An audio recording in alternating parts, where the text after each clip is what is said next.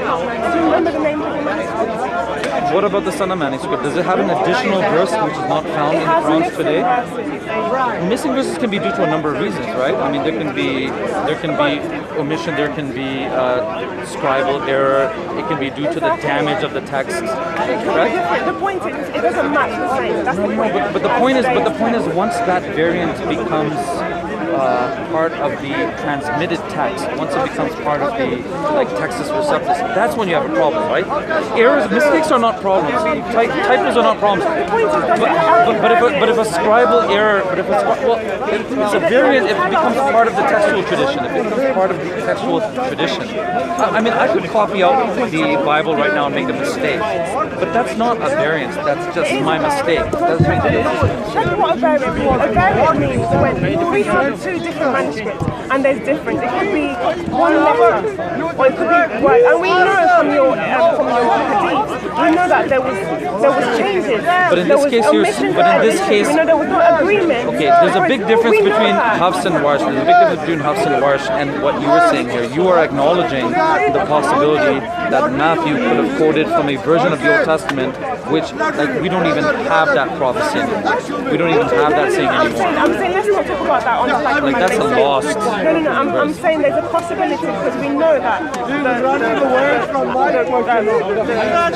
early disciples, they were quoting the Old Testament from the Septuagint. The Septuagint is a translation of the Hebrew into Greek. Okay, so it means that there will be variation. I don't know in terms of I've not looked into it for Zechariah 3:8, but I'm saying it's not a problem. If you're saying that that's a problem, then that's also a problem for you guys because we know that there's not only one manuscript for the Quran. We don't even have that manuscript. We know from your earliest it's not part of the Textus Receptus. It's not part of the inherited tradition. This is what I'm saying. No, yes, part of the inherited tradition. You have Sana manuscripts. You have your different manuscripts that don't match the Kyrene. You have your Kyrene manuscript. You have even in the Hadith where they're arguing about what should be in the Quran or not. If all of this is correct, was the Quran eventually canonized into one standard edition? It was supposed to have been canonized by Right. So it was canonized then. It was supposed to have been canonized since the 7th century. But has the Bible been canonized even now? Could you say the Bible has been canonized now? There's not one agreed text today, right? There's not one agreed text today of the Bible between Christians. But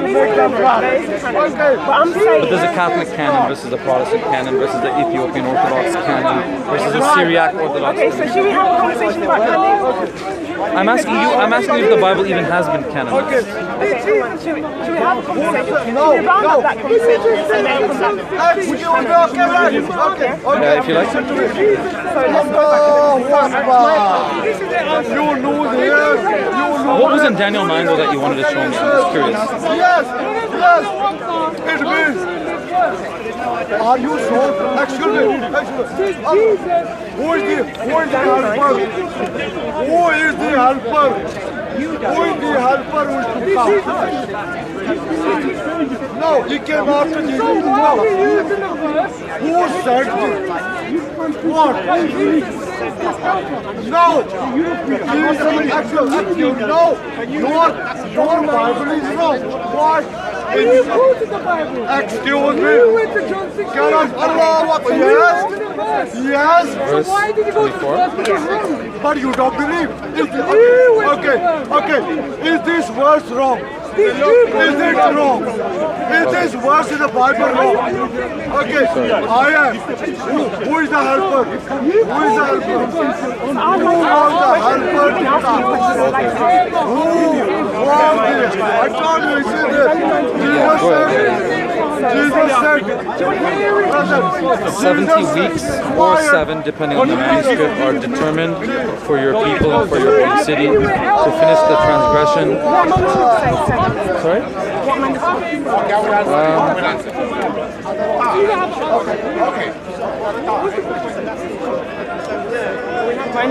Go on, just read what's there. I think the Septuagint, Syriac, and Vulgate. What does it say? It says 7. Or wait, no.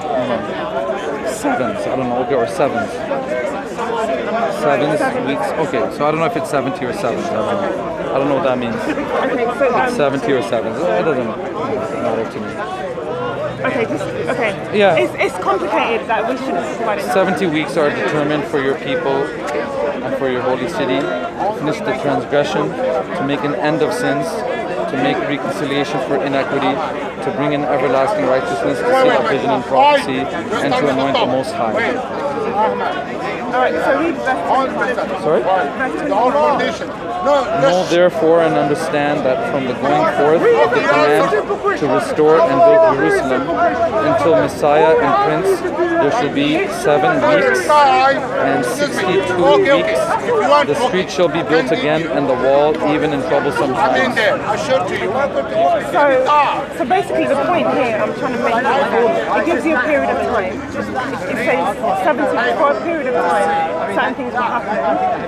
Now I know, okay, because it's prophecies, people can look deep into that 70 weeks, but I don't want to go into it now because it's complex. But the point is, it says a period of time is going to happen when, about your people and your holy city, you know what the so it says to finish the transgression, okay? So transgression is going to finish within this period of time, to put an end to sin, okay? End to sin is going to happen within this period of time, and to atone for iniquity, okay? Atonement for iniquity is going to happen within this period of time, to bring in everlasting righteousness, okay? And then it goes on, 25 says, then it says from the going out of the word to restore and to build. Where are you reading now? 25. Okay.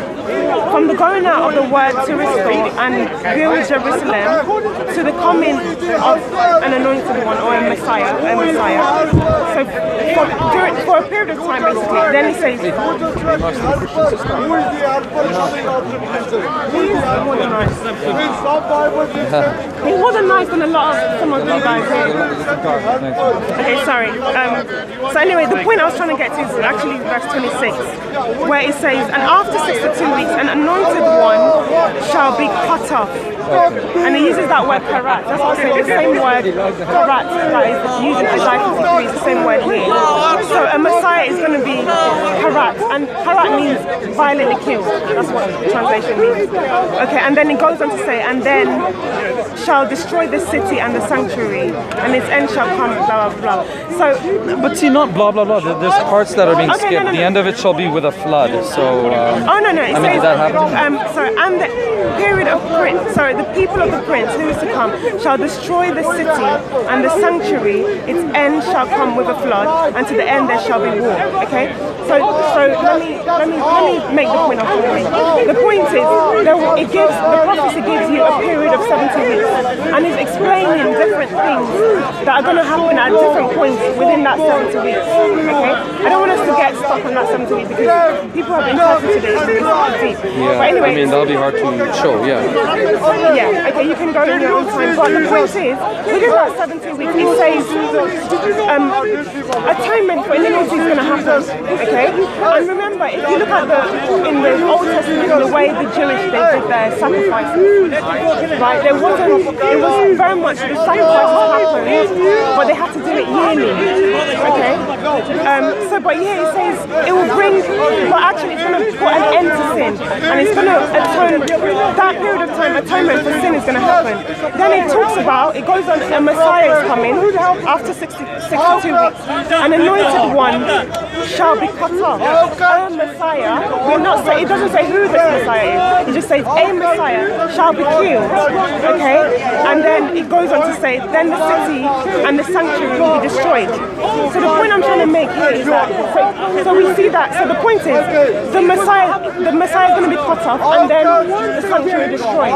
So when Jesus, if now I'm not incorrect, we see that when after the death of Jesus in around 1833, Jesus died, right? And then after that, what happens? We don't have the temple today, do we? It's been destroyed. So the point is that prophecy has been there from before. We know that a Messiah is going to come and be destroyed. Within that period of time, atonement for sin will happen. You see, again, my position is not that Jesus doesn't match some of the prophecies in Isaiah or Daniel 9, but that all of them do not match. You know, they don't all match, and if they don't all fit, then he's not the right. What doesn't match? Well, but I already explained to you that he did open his mouth to defend himself. You're talking about Isaiah 53? Yeah, he did do violence, and then also the cutoff, which is mentioned in Daniel. It says, but we see that a Messiah will be cut off, off. yeah. But then in Isaiah, and after that, we see that if I can speak now, temple will be destroyed. But in Isaiah 53:10, it says, "Yet it pleased the Lord to bruise him; he has put him to grief. When you make his soul an offering for sin, he shall see his seed, and he shall prolong his days, and the pleasure of the Lord shall prosper in his hand." So this is a Muslim position, actually, that Jesus will see his seed, and this is a Muslim position that his life has been prolonged. So how do you understand this part of Isaiah 53? Right, okay. I'm going to come back to answer that question, but I don't want you to miss the point. The clear point is that someone's going to die because of someone's iniquity. Okay, but that someone doesn't have to be Jesus. Wait, hypothetically, I'm saying there's a case, there's a strong case that person is Jesus. Okay, there's a strong case. But the other prophecies don't match. The other prophecies don't match. They do match. So you think that let's go. Okay, what I'm saying is, just to summarize, I'm saying that he did open his mouth, he did do violence. It also says, by the way, in Isaiah 53, that he was taken from judgment. What does that mean? How does it say that in Isaiah? Can we go one question at a time? Sorry. Well, I'm listing the things that don't match, so you can try to tackle any one of these. Okay, let me ask you He was taken from judgment, and he was taken from power, right? Okay, let's go with your argument that it's not Jesus, right? Okay, let's go with that. Hypothetically, who is it? Hypothetically, the Jewish answer would be that he hasn't come yet. No one has fulfilled these requirements yet, excuse me. So the Messiah has not come yet. So you believe that the Messiah hasn't come yet? Me personally, no. As a Muslim, I believe the Messiah has come. Okay, Yeah. let's talk about you. But you said hypothetically. I'm saying hypothetically, the Jew would say because I'm remember. not talking about Jews now. I'm talking about you. No, but I don't believe in Isaiah, right? I don't believe in Isaiah. You're quoting Isaiah to me, but the Jew does. So the Jew says that these prophecies are not fulfilled. Right, the Jews don't, we know why they say these prophecies are not fulfilled and doesn't matter. The Jews do not believe Jesus is the Messiah. Do you understand that? So I mean, most Jewish people. What else? So why don't they believe that these prophecies match? Why don't they believe these prophecies match with Jesus? They simply don't believe the Messiah is Jesus. And the reason why they don't believe the Messiah is Jesus is because according to the prophecies, they don't understand that there's different parts of the prophecy. According to the prophecy, when the Messiah is coming, and it does say in the Old Testament, when the Messiah comes, there will be peace on earth, there will be peace for the Jews. For example, yes, so exactly. Sort out the enemies Right, of yes, the Jews. yes. So according to the Jews, that's clearly not happened. Yes, right? yes. So that You would agree too that it hasn't of course, happened. as Christians, we believe in the second coming. We believe that prophecies are progressive. But is there something in Isaiah or Zechariah that indicates that there will be a 2,000-year lapse or gap between the fulfillment of these prophecies? That there are two like there's a second coming of Jesus? Yeah, the reason why we say there's a second coming of Jesus, we understand, the Jews and Christians both understand that prophecies are progressive, right? The fact that God gives a prophecy now doesn't mean that everything happens at the same time. We know it's possible. Somebody could fulfill it after 2,000 years. No, there's no 2,000. I'm not aware of any 2,000 years. Well, 2,000 years have elapsed now between us and the time of Jesus. Yes, yes. The Christian argument is that clearly, for many reasons, that fits Jesus. Okay? Some of them, you acknowledge some of them don't, but they'll be fulfilled later when Jesus comes back. Yeah, so the first bit about, the Messiah, the Karat dying, the bits about he's coming from Jerusalem, the bits about he's righteous, he's going to be righteous, blah, blah, blah. So there's lots of prophecy, as that man, about 200. Can I come to my point? No, let me finish. Okay. It's important to have this point. So we know that there's many prophecies that's already been fulfilled in Jesus. Okay. Yes, we agree with the Jews that there's so much of the prophecies that haven't been fulfilled. For example, there's no peace on earth, is there? No. For example, the Jews still have their enemies. You have the Muslim countries still fighting the Jews. That's what I mean. And the Jews are still at war. Okay? So it's very clear say that the other bits of the prophecy haven't been completed. However, it will be very hard if we look at Isaiah 53 and the way it matches in a lot of ways. It will be very hard to say that fits in because we're saying who else is that apart from Jesus? See, okay, I'll give you an example, right? I mean, suppose, God forbid, suppose I claim prophethood. I claim to be some kind of, prophet, supernatural miracle worker or whatnot. I even amassed a few followers here at Speaker's Corner, and I made certain prophecies about what I'm going to fulfill. So I make the prophecy that, I don't know, one day I'm going to climb this tree. Hypothetical, right? One day I'm going to climb this tree all the way to the top. And also one day, the reins of power in Britain will be in my hand. I'm going to have political power in Britain, right? So now what happens is, I fulfill one half of that prophecy. I actually do manage to climb that tree, right? And then a few years later, I die without me having had any political power, for example. Yeah. So I think it would be a reasonable conclusion, right, on the part of people that this guy was, that's an unfulfilled prophecy. This guy was a false prophet. 1 minute, please. He made the prophecy that he's going to have political power, and he never had any. He didn't hold office even, let alone be the prime minister of the country or something like that. But see, the interesting thing about religious phenomenon is that I could still manage to have some followers, right? I could still manage to have some followers, still believe that I was a prophet, and you would naturally tell them, how can that? Not for me. I really can't. Yeah, no, I can't. I can't. Yeah, go on. Sorry. Testing? Yeah, go on. You would say to these followers of mine that how could that dead leader of yours been a prophet? Because clearly he made prophecies that are unfulfilled. So they could give a similar answer as yours, right? But please, they could say that, look, he made 2 prophecies. One of them he fulfilled, which is quite amazing. And who else at Speaker's Corner fits the bill? Who else has climbed that tree? And as for the second one, that he'll have political power, well, he'll have that when he comes back, right? He'll have that when he comes back from the dead or from heaven or from God or from the right seat of God or whatnot. So the reasonable thing, I think, is really to say that if Jesus comes back and fulfills those prophecies in Isaiah, then come back and talk to us, right? Then come back and talk to the Jews. But to expect the Jews to convert based on partial fulfillment of some prophecies of Isaiah 53, it's not a fair, reasonable demand. If your argument is correct, then that means Islam is false. Right? Because Islam acknowledges the Messiah as Jesus. Okay? But not on the basis of anything written in Isaiah or in any other lost book. It makes the word, it uses the word Messiah, but not having no understanding or any explanation. But that wouldn't be a contradiction. What that means. Okay, fine. But that wouldn't contradict. Okay, 1 minute. No, but you've been talking a lot, please. No. Excuse me, sir. Excuse me. The Quran, no, really. Excuse me, sir. I've been listening to you, and I've not finished my point. No, believe me, you've been talking much more than I have. What I'm trying to say is, the Quran's, you're being overbearing now. The Quran's, I listened to you, but you're not listening. You haven't. To me. No, I'm addressing what you just said. The Quran's, you won't get anywhere.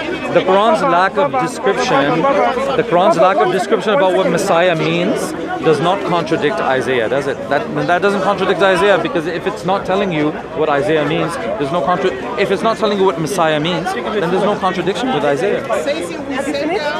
For now, I have, yeah. Okay, can I speak without you interrupting me, please? I've been listening to you the whole time. You want to replay the tape? I've been listening to you the whole time. No, because you're interrupting me right now. Okay, you've been good, yes. We've been listening to each other. Good. I want to listen to you and I want you to listen Go to for me. it. Okay, please let me Go for it. Okay, so my point is, because you've said, you've given the case for the Jews, right?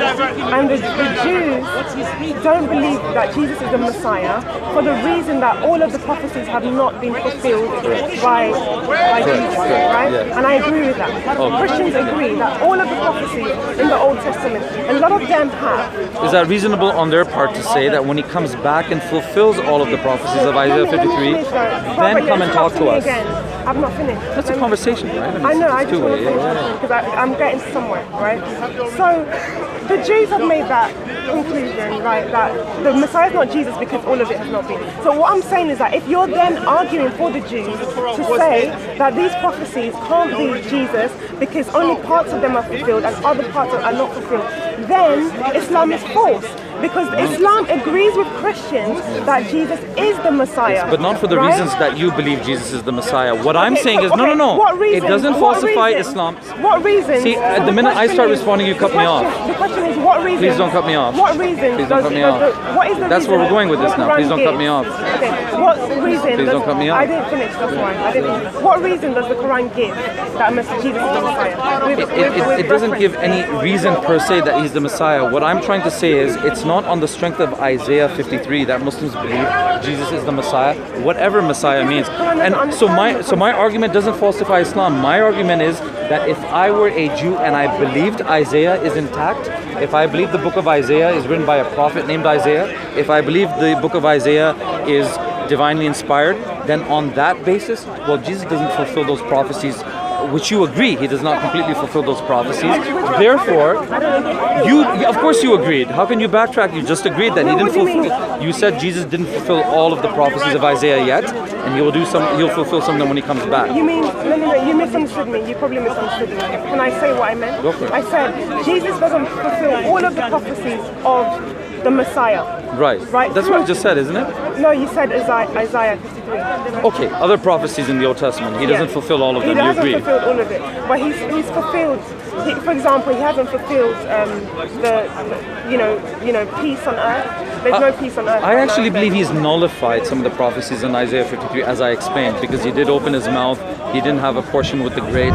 And he wasn't taken from power or judgment when he was crucified because he didn't have any power of judgment or anything like that.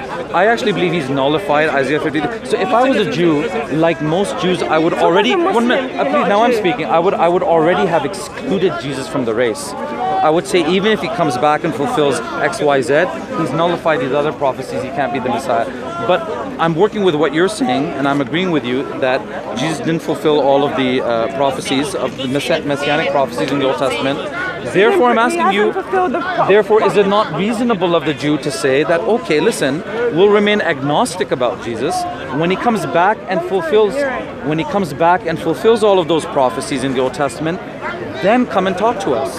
No, I said, why is that not a fair stance? Let me respond. That's not a fair stance because if you're consistent as a Muslim, you're not talking as a Jew. If you're consistent to say because some prophecies have not been fulfilled. Let's clarify what I mean by some prophecies. The prophecies about atonement for sin has been fulfilled. The prophecy about a righteous man, because that's why I said who else then? Who else is righteous? Even in the Quran, we know the Quran refers to Jesus as the Holy One. The Quran doesn't refer to any other person. Please let me finish my point. Surah 19.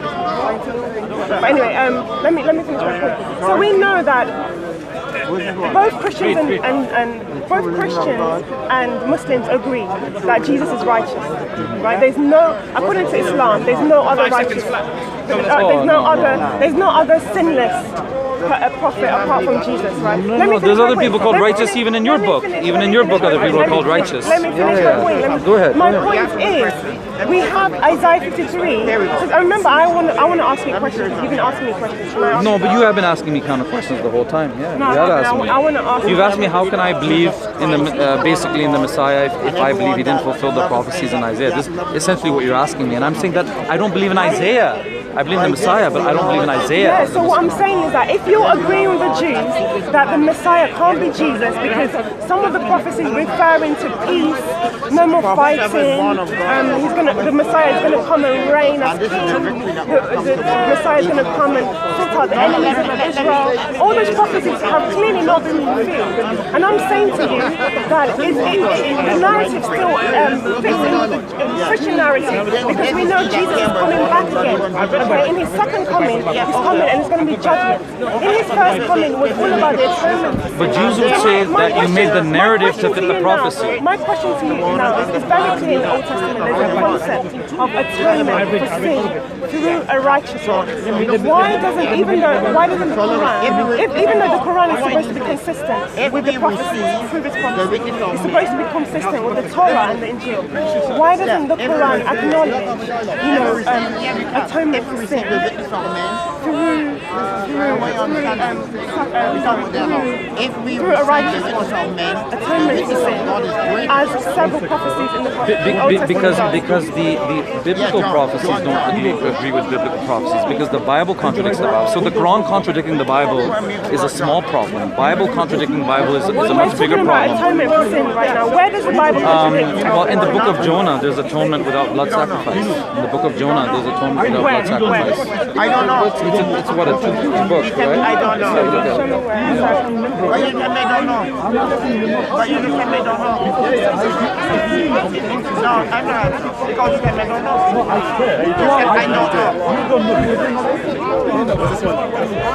Where's the Isaiah? No. I'm not answering. You can make don't know. But you can make don't know.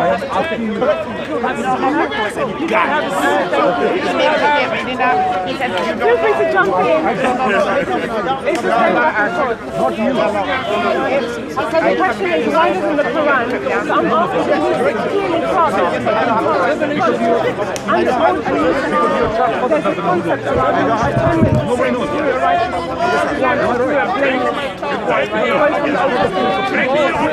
Jesus comes and gives the same message that, through his death and resurrection, the world will be saved. Receive atonement for sin.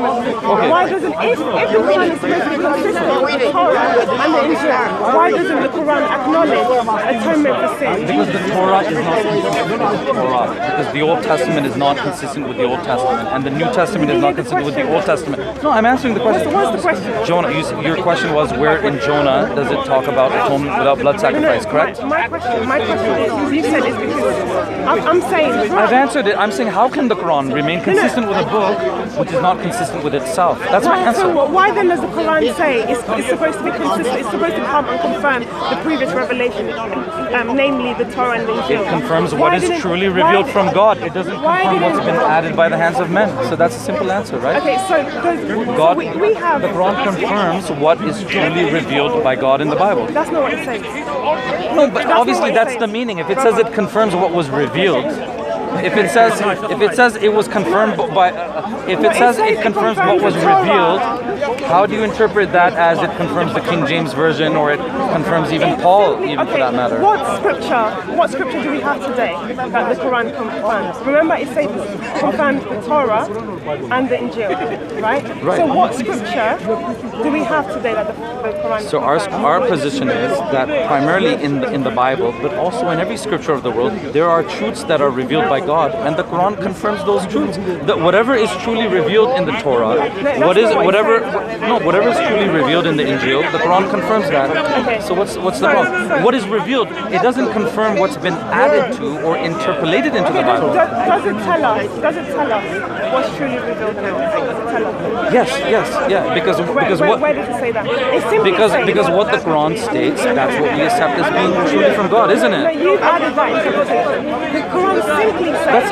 That's how every Muslim interprets it, right? That's how every You've Muslim added that, but understands it simply says, we are coming to confirm the previous book. It also says to Muhammad, if you don't believe, if you don't believe in your revelation, go to the people of the book. If you're in doubt about your revelation, go and confirm it with the people of the book, consistent with the fact that his revelations are supposed to come and confirm the Torah and the Injil. But just as you That's guys what say it's not to saying. take the Bible out of So- context, similarly, you don't take the Quran out of context either. So it also says that they changed their books, they wrote with their own hands, they said it's from God. So the Quran doesn't say ask the people of the book and believe everything that they say. And the people of the book, the Jews are the people of the book too. So what I'm trying to say is, if the Quran is telling me to go, if I'm in doubt right now whether Jesus is the Messiah or not, let's say for argument's sake, so I can go to the people of the book, and what would the Jews say about this matter? What would you say about this matter? No, but I'm saying that they are. If you claim to be people of the book, they are just as much people of the book. So if I ask the Jew, is Jesus the? But 1 minute, not even about Jesus specifically, right? Even if I ask the Jew, is there going to be a man who is 100% God and 100% man who's going to die for the sins of mankind? Because I'm in doubt. The Jew will say no, and you'll say yes. think so. You're changing the topic, right? You're changing it. We're talking about atonement for sin, right? The Quran acknowledges Jesus as the Messiah without giving a reason. It doesn't understand the context of it. No, because the reason is not given. You are assuming. You're assuming the author doesn't understand. You're assuming the author doesn't understand. Go ahead. We clearly have. But I have to correct you if you say something like that. Well, let me finish So we have over time, right from the time of Moses, we see atonement for sin happening. Atonement for sin happening Through human beings or through animals? The time of Moses is through animals, right? But we see the concept of atonement for sin. In Jonah 3, I don't see it. In Jonah 3, I don't see it. But we see that the concept of atonement for sin. For example, the Jews, to deal with their sin, they had to sacrifice an innocent lamb. And it had to be a blemished, a lamb that hasn't done unblemished lamb, right? We go from the time of Moses, that's why they had to do the temple. Then we progress. So we see in the Daniel, the prophecies come. It says, I showed you that scripture where it says that a period of time is going to happen where atonement for sin will happen, sin will be finished, atonement for sin will happen, a Messiah will be harassed, a Messiah will be cut off, and then the temple will be destroyed. We have that concept in Daniel. We have the concept like I've shown you in Isaiah 53, where it says a righteous one, whether you want to agree with Jesus or not, we're not going to go there now. A righteous one is going to be cut off from the land of the living because of people's sin. Okay, so we see that. Why is the cut off literal? Why do you take that literally? Why do you take that literally? That will be cut off will be that he will be killed. Why shouldn't it be? It says cut off from the land of the living. So he's actually going to be cut off from where he's not going to be living. He's going to be cut off. So that talks about death. Why wouldn't we interpret it that way? Well, you can have a communication link that is cut off, right? No, you can have a communication link that is cut off. Cut off from the land of the living. Yeah, so he's not in the land of the living. He's not in the land of the living. So I'm trying to gauge this whole conversation. So does the Quran acknowledge the atonement of sin? Yes, but it doesn't acknowledge blood sacrifice as the exclusive means of atonement for sin, and nor does the Old Testament, which is where I'm trying to answer her question, that in Jonah 3, you see there's atonement for sins and there's not a blood sacrifice in Jonah 3. So I can agree with you that there seems to be a pattern in the Old Testament, which Muslims believe has been changed anyways, but I'm willing to concede and acknowledge that there appears to be a pattern of blood animal sacrifices in the Old Testament, but that is not the only means of atonement for sin. That's not the only means of atonement. It's not the exclusive means of atonement. It is a means of atonement for sin. No, you have to tell me, where does it say that the blood sacrifice is the exclusive means and the only means of atonement for sin?